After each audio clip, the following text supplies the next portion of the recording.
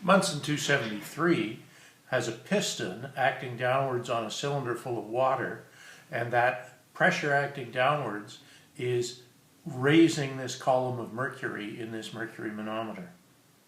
So the question it asks is, what is the force P? And I don't know why they've called that force P when that will confuse you with pressure. What's the force P that has to act on this piston in order to produce a height H over here of 100 millimeters? So the harder you push on it, the more the mercury is going to go up. We need to figure out how hard we have to push to make it go up 100 millimeters. So the force applied here will produce a pressure under that piston. The pressure under that piston will depend on the force and the area. So the pressure at this location down here, at this level, will be that force over the area, or spread over the area, times, plus the increase in pressure due to going down by height H1 down below the water. So this pressure here, let's call this location 2,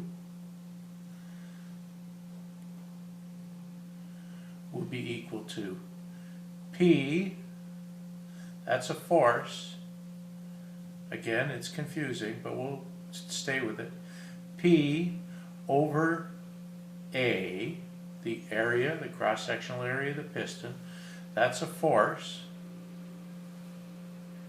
plus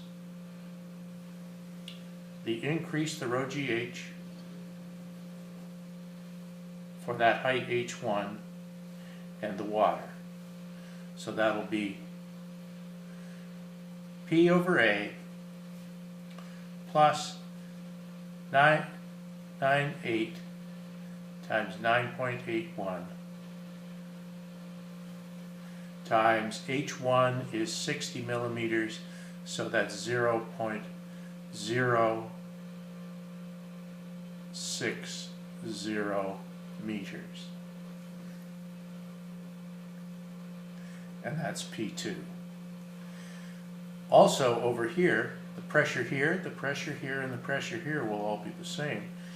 And this P2 will be higher than atmospheric pressure because of that column of mercury.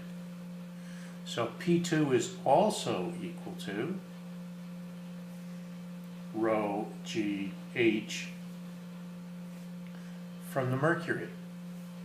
And that'll be 13,600 kilograms per cubic meter times 9.81 times H, which is 100 millimeters. So that's 0.1 meters. If I multiply that out, I get 13,600 times 9.81 times 0.1 is 13342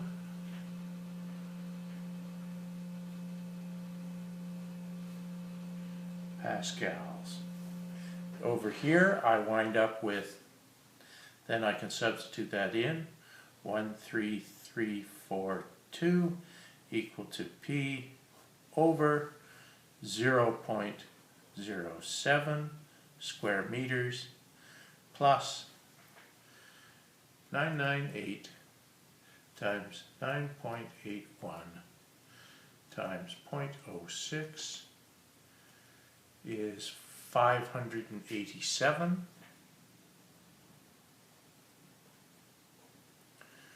So that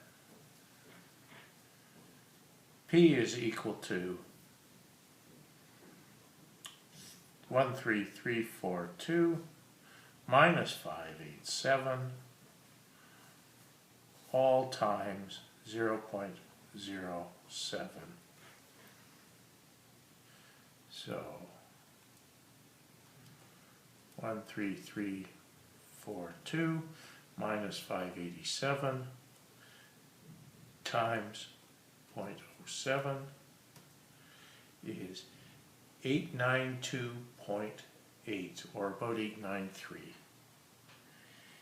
893 newtons, because we've worked in consistent units of pascals, meters, and meters squared, and seconds. So there's our answer, 893 newtons.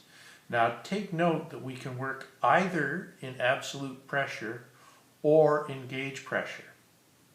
If we had worked in gauge pressure, if we had worked in absolute pressure, we would have had to allow for the additional pressure acting here from the atmosphere, and that would be borne out exactly by the fact that we'd have to account for P atmospheric here being 101 kilopascals rather than equal to 0. So, best work in gauge pressure, then you could ignore the atmospheric effects. They'll balance out.